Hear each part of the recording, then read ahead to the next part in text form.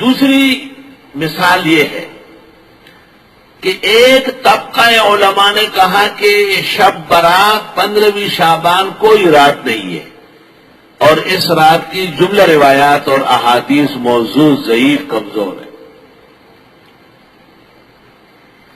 آج کل اس روایت کو بعض لوگ اڑا رہے ہیں۔ دوسرا قول یہ ہے کہ نہیں، شب برات برحق ہے،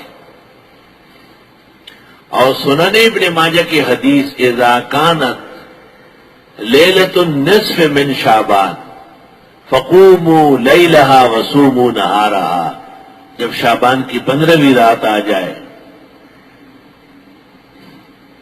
تو رات بھر عبادت کر لو، دن کو روزہ رکھ لو۔ یہ نجم الدین غیثی نے اور علی القاری نے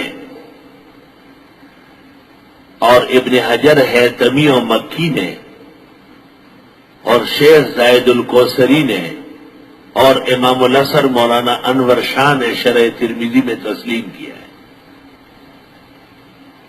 کہ یہ رات ہے،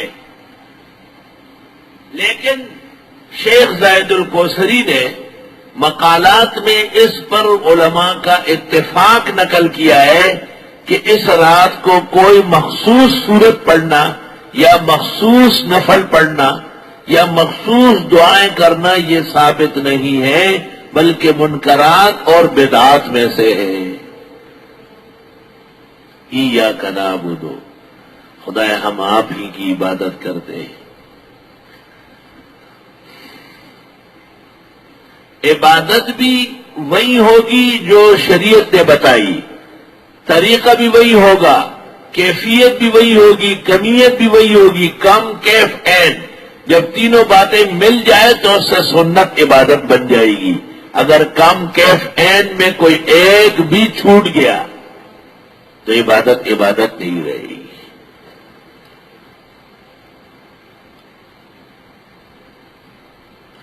قربانی میں جو جانور استعمال ہوتے ہیں، مثلا گائے، بھینس، اونٹ، بکری، مینڈا، یہ استعمال ہوتے ہیں۔ اگر کوئی شخص ہرن پالے، ہرن کتنا مہنگا اور اچھا خوبصورت جانور ہے، اور ہرن کا حلال ہونا واضح ہے، تو علماء دین کہتے ہیں اس کی قربانی نہیں ہوگی، یہ دہرابے میں ہے، کیونکہ یہ ثابت نہیں ہے۔ اور اگر کوئی گائے، بھینس، اونٹ جنگلی بھی ہو جائے پھر بھی اس کی قربانی جائز ہے اگر پکڑ کے لایا گیا، کیونکہ وہ ثابت ہے سنت سے، پالتو جانور ہے، اصل اس کا پالتو ہے، اس کا اصل جنگلی ہے۔ وہاں ہدایہ نے کہا ہے کہ ثابت نہیں ہے۔ تیجے چیلم، برسیاں اور مرسومہ صلاۃ و سلام، بزرگان دین کے مزارات پر مرسومہ کرتبیں ثابت نہیں ہے۔ ہماری شریعت سے پہلے بھی انبیاء و مرسلین، اولیاء و متقین ہوئے، اور ہمارے پیغمبر کو کہا گیا ہے فَبِهُدَاهُ مُقْتَدِي، ان کے دینی کاموں کی پابندی فرمائیں، لیکن کبھی بھی آپ نے کسی رسول اور نبی کی یاد میں کوئی اس قسم کا مخصوص ایصال ثواب نہیں فرمایا۔